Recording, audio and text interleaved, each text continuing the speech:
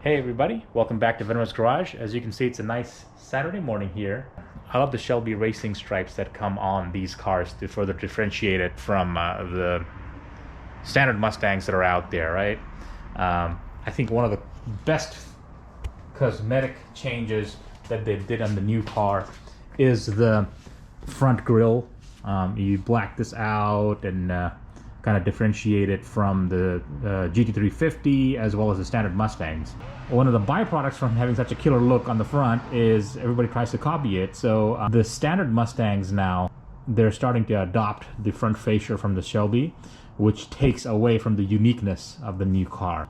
I want to kind of complete the look of this car from the stripe perspective that you see here. So if you compare this to my 2013, and yes, this is the same car that was in Laguna Seca, and it's was put away wet, so I haven't touched it since I got back from Laguna Seca, and it still looks awesome, and it did really well on track.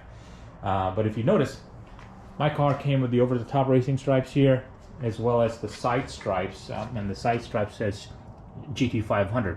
Now, there's not a lot of places on the Shelby cars that they say GT500s on the exterior. On the interior, there's signatures and seat embroidery and dash blacks and all that stuff. But on the outside of the car, the only way you see the Shelby GT500 logo is on the side right here, as well as on the back in the gas cap, or the fake gas cap, I should say, which you see right here.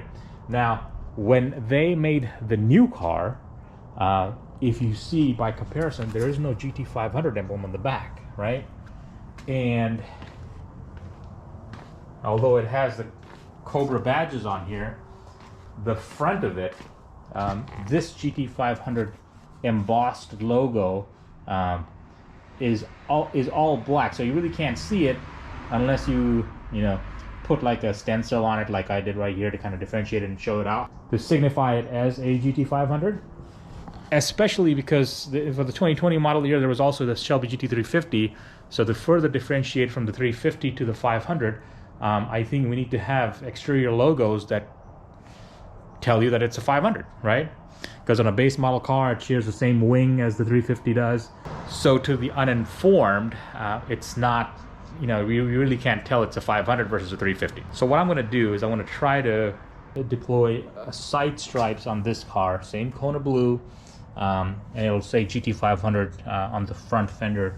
I have this on order from a pretty reputable company. It's come pre-cut, so I'm going to try to install this myself today. I think today's probably the best time to do it. It's warm outside. Clean the car up a little bit and install the stripes.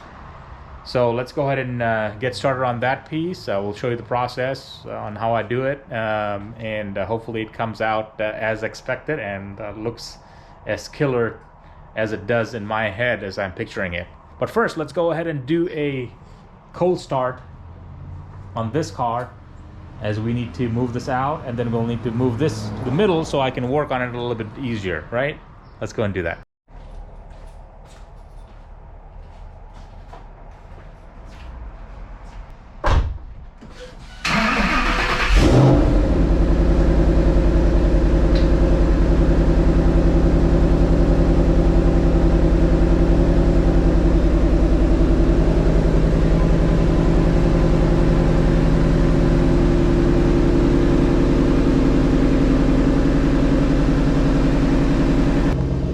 Let me kind of show you the stripes in the blue car, just to kind of give you an idea of what I'm looking at to do on the white car, right?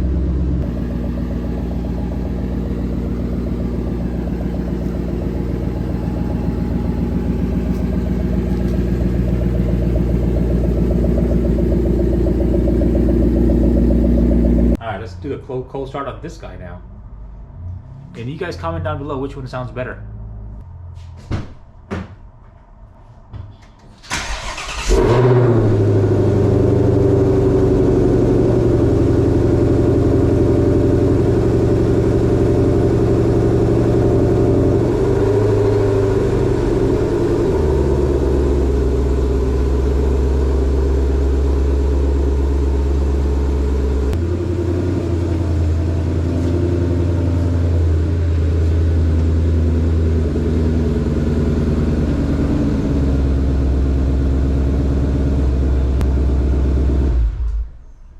Alright, so what do you think? I can't make up my difference which one I think sounds better, the blue one or the white one. So does the 5.8 liter 2013 GT500 sound better to you, or the 5.2 liter 2020 GT500 sound better to you? Comment down below, let me know.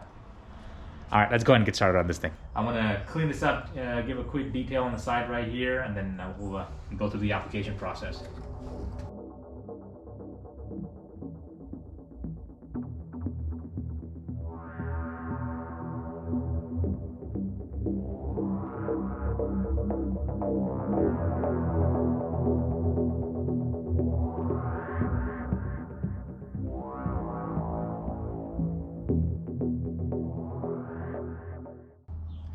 Okay, give you a little bit of a update here. So what I'm doing, if you can see, I'm gonna put it closer here, is the crease on the fender here. I kind of lined and eyeballed the sticker up here. Now there's a lot of overlay on this side, so I'm still, I haven't pressed it all the way in yet, but I'm trying to make sure if I like it centered like that, or maybe a little bit in, before I make my decision. But the rest of the rocker, or the rest of the stripe, will basically go on the side here along the top of this crease here on the door. So let me go ahead and put that on. Okay, so here you see I've applied the driver's or the passenger side fender basically along those lines. I installed it a smidgen lowered from the crease line there, simply because I'm trying to compensate for a singular line, a clean line going forward to the rocker here, because what you see, there is a little bit of a dip or difference on the rocker to the top of the crease here. So had to compensate for that, but so far it looks like, from an eyeball perspective, it looks pretty slick.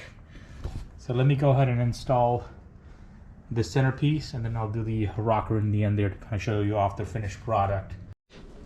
Okay, so here's where I ran into a bit of trouble. So even with me compensating to eyeball this a smidgen lower than the crease, as I get to this point and I'm trying to align the rear rockers here, you can see it's a little bit off, right? So I'm gonna have to basically install these stripes right on top of the crease just to align it a little bit. So just an FYI, if you run into this issue, you may want to lower this a little bit, or try to tighten this piece down, taper towards the end, so you have a clean line. I mean, I can still compensate for it, but it'll be a little bit of a massaging issue there for anybody who's doing this in their garage. Okay, finished product.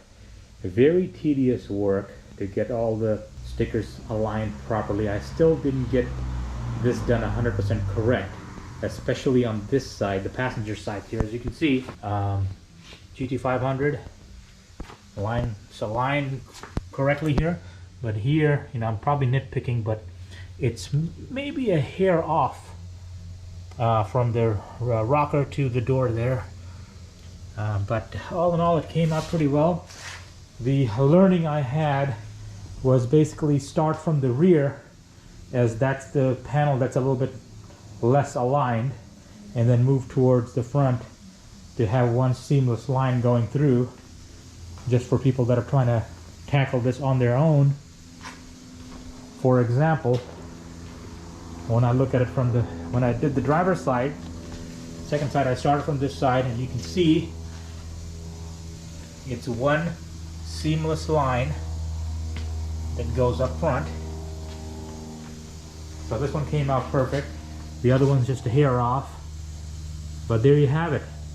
And I think it changes the look dramatically. I think it looks pretty sweet.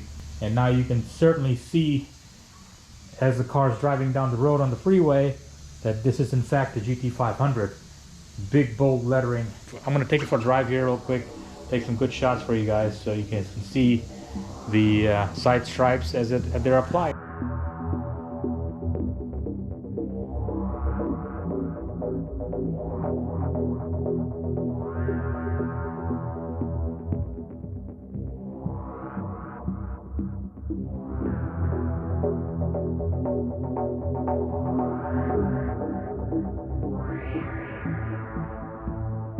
but I'm very happy with the end result here. I hope you found it informative. If you did, please like and subscribe, and leave a comment down below. You like your Shelbys with stripes or without stripes? And if so, give me a reason why. Cheers. See you in the next one.